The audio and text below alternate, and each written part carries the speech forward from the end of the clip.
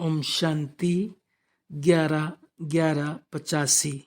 दीपमाला समीपता, संपन्नता और संपूर्णता का यादगार। सदा जागती ज्योति शिव बाबा बोले, आज विश्व की ज्योति जगाने वाले जगे हुए दीपकों के मालिक अपनी दीपमाला को देख रहे हैं। वास्तविक दीपमाला आप सबका यादगार है, तो दीपकों का मालिक सच्ची दीपमाला देख रहे हैं। ये दीपमाला विचित्र माला है, विचित्र मालिक और विचित्र माला है। वो लोग तो न मालिक को जानते हैं न माला को जानते हैं। मालिक को जाने तो माला को भी जाने।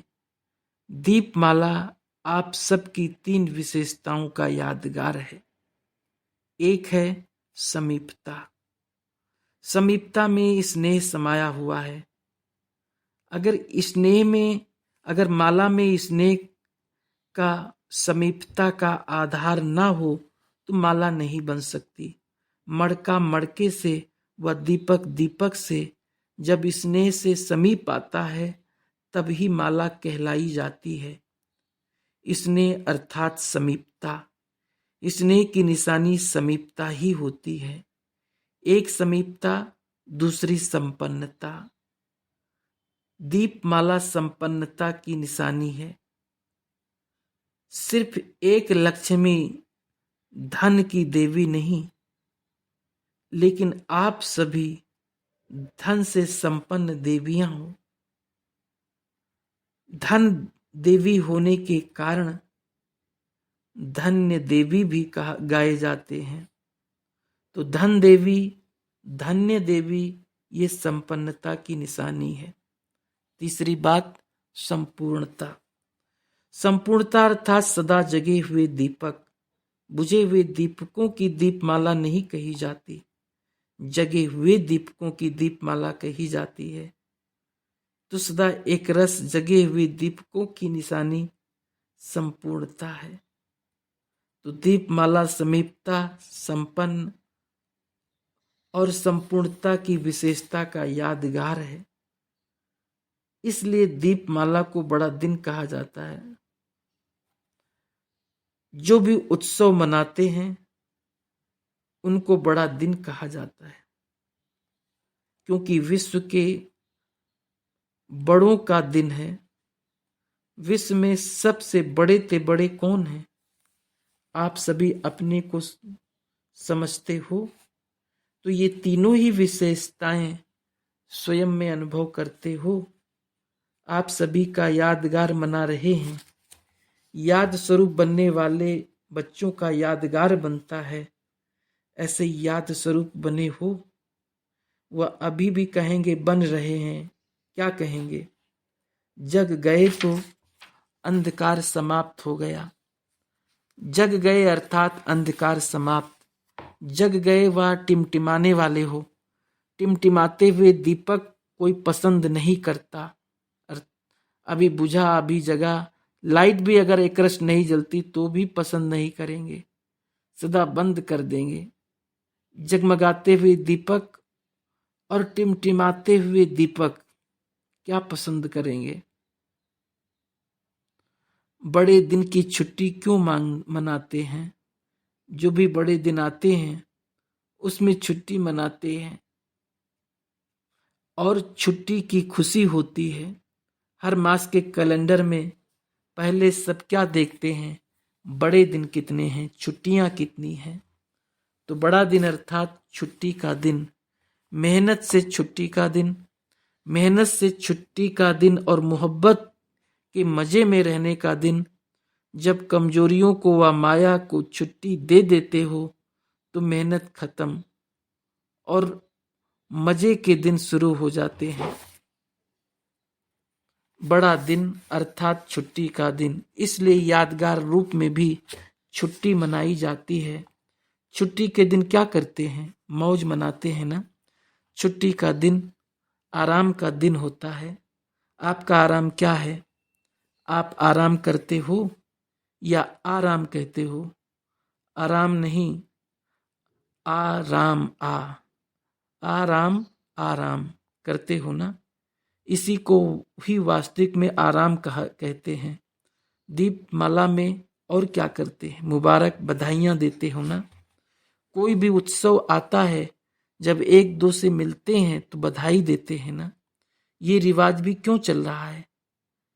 जब भी कोई को मुबारक देते हैं तो कैसे देते हैं?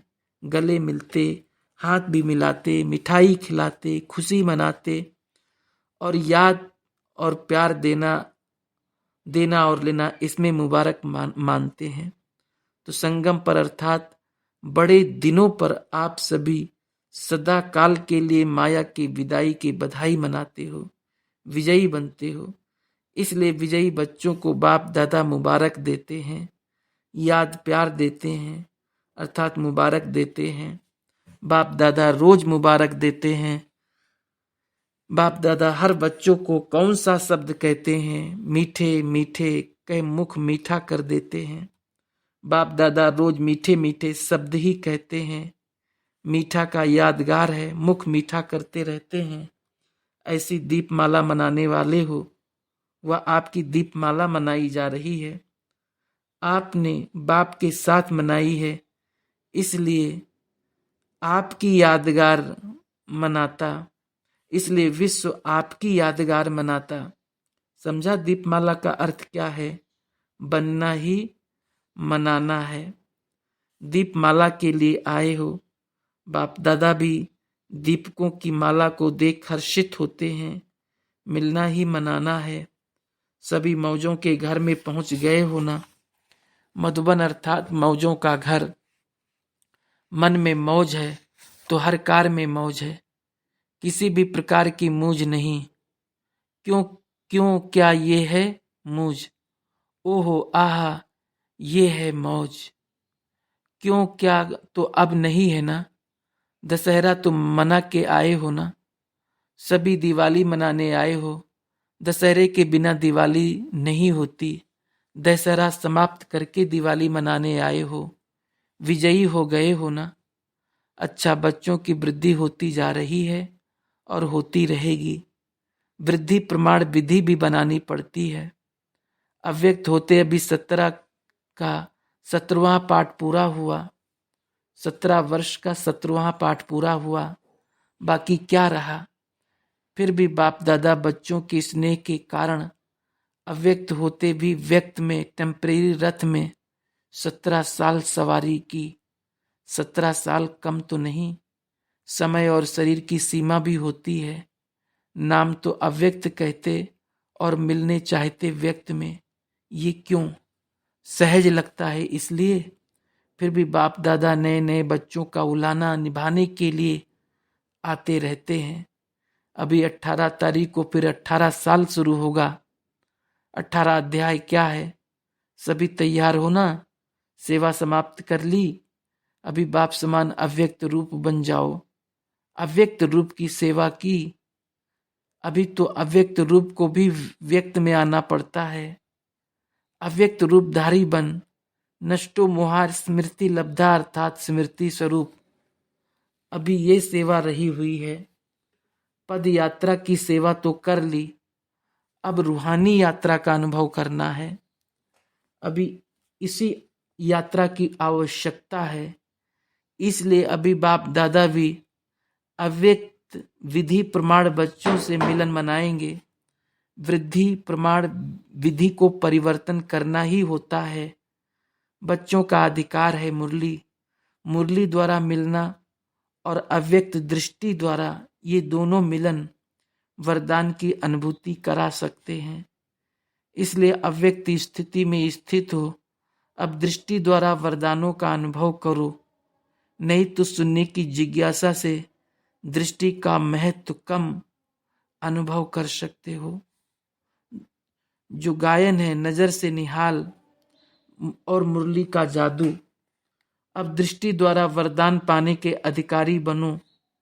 जितना स्वयं अव्यक्त स्थिति में स्थित होंगे उतना अव्यक्त दृष्टि की भाषा को कैच कर सकेंगे। ये दृष्टि का वरदान सदा काल का परिवर्तन का वरदान है।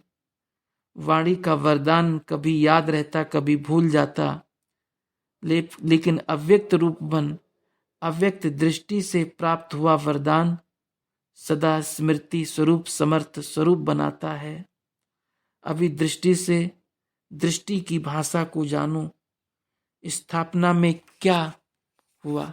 दृष्टि की भाषा से, दृष्टि के जादू से स्थापना का कार्य आरंभ हुआ। समझा?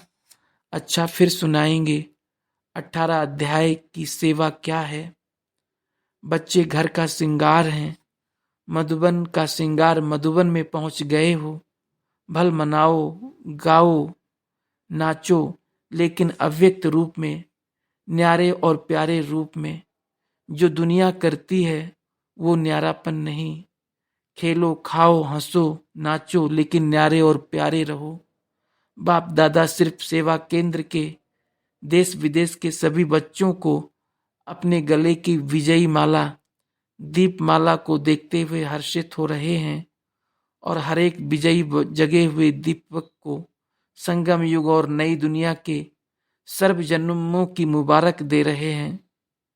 सदा समीप रहने वाले, सदा संपन्न रहने वाले, सदा संपूर्ण रहने वाले, तीनों विशेषताओं से भरपूर बच्चों को त्रिमूर्ति संबंध से सदा काल की मुबारक कहो, बधाई कहो, ग्रीटिंग कहो। सदा है और सदा रहेगी। बाप दादा भी धनवान बच्चों को धन्य हो की मुबारक दे रहे हैं। सदा मीठे हैं, मीठे बनाने वाले हैं, मीठे बोल, मीठी भावना से सबको मन और मुख मीठा कराने वाले। ऐसे सदा मीठा भाव बाप दादा सभी बच्चों की जगमगाती हुई ज्योति देख रहे हैं। दूर होते भी अनेक बच्चों के जगमगाते हुए ज्योति समूह के रूप में बाप दादा के सामने अभी भी हैं। सभी बच्चों के मुबारक के संकल्प, बोल, पत्र और कार्ड बाप दादा के सामने हैं। सभी देश विदेश के बच्चों की दीपमाला की मुबारक के रिटर्न में अक्षयणी बार बाप दादा मुबारक दे रहे हैं। नाम नहीं लेते हैं, लेकिन नाम बाप दादा के सामने हैं। हर एक के नामों की माला भी बाप दादा के गले में पिरोई हुई है। भिन्न भिन्न कांच वतन की दीवार में लगे हुए हैं, लेकिन दिल का आवाज दिलाराम तक पहुंच गया।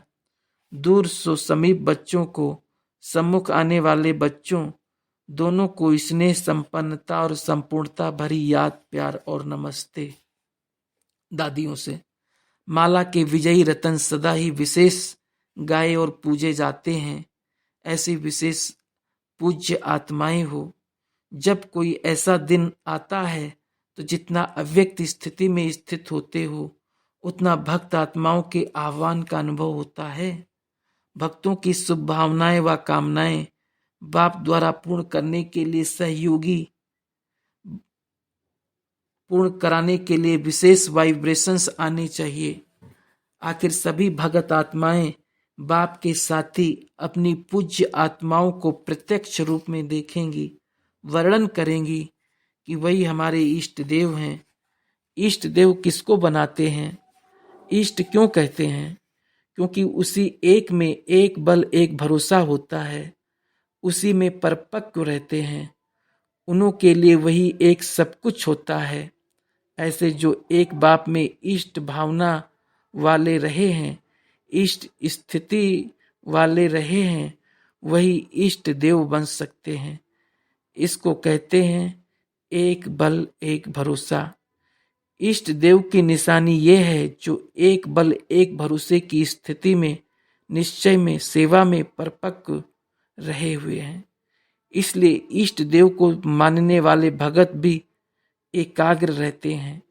वो यहाँ वहाँ नहीं भटकते, एक में अटल रहते हैं।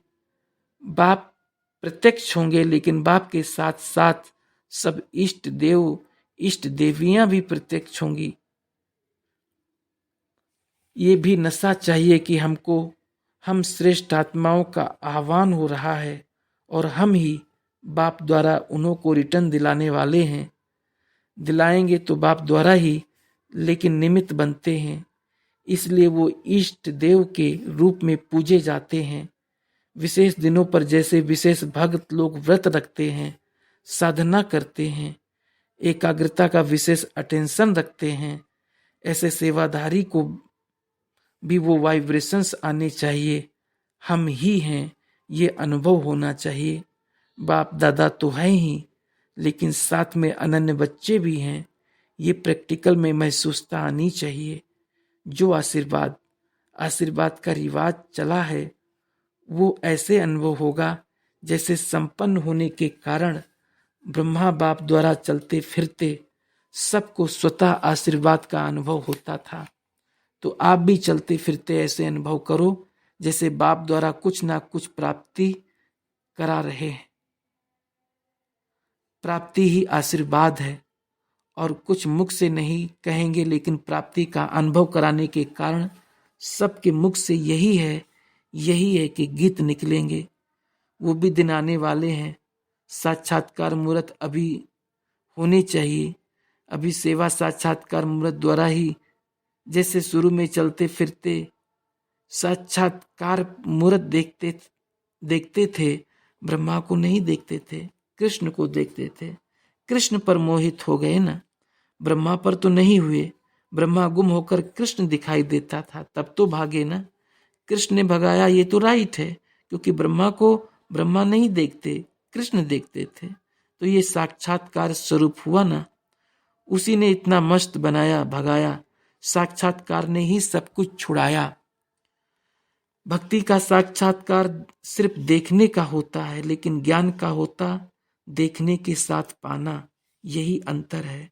सिर्फ देखा नहीं, पाया। कृष्ण हमारा है, हम गोपियां हैं। इसी नशे ने स्थापना कराई। हम वही हैं, हमारे ही चित्र हैं। ऐसे ही साक्षात्कार द्वारा अभी भी सेवा हो। सुनने द्वारा तो प्रभाव तो पड़ता ही है, लेकिन परिवर्तन नहीं होता। अच्छा अच्छा कहते हैं, लेकिन अच्छा बनते नहीं। जब उन्हें साक्षात्कार में प्राप्ति होगी तो बनने के बिना रह नहीं सकेंगे। जैसे आप सब बन गए हो ना, तो अभी चलते फिरते फरिश्ते स्वरूप का साक्षात्कार कराओ। सिर्फ भाषण वाले नहीं, लेकिन साक्षात्कार स्वरूप दिखाई दे।